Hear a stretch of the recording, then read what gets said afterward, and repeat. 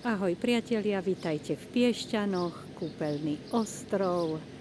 Na tieto klobúky, ktoré sú zaujímavé, ma upozornila priateľka. No a práve teraz ide, zachytíme ho, tento vláčik na kolieskách.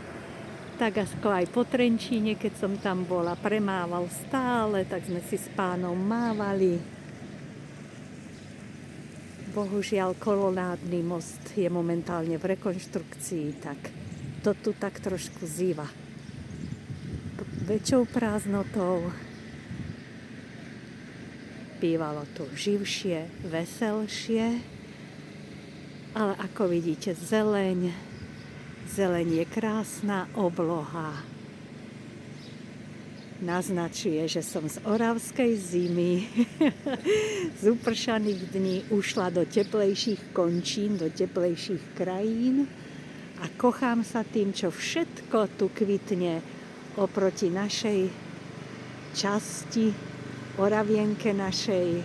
Tak fotím pre priateľky, tak pivónie, ako už aj ruže. Proste iný svet, priatelia. Ak pôjdete okolo, neobíďte Piešťanský park. A už len zázračné tlačítko.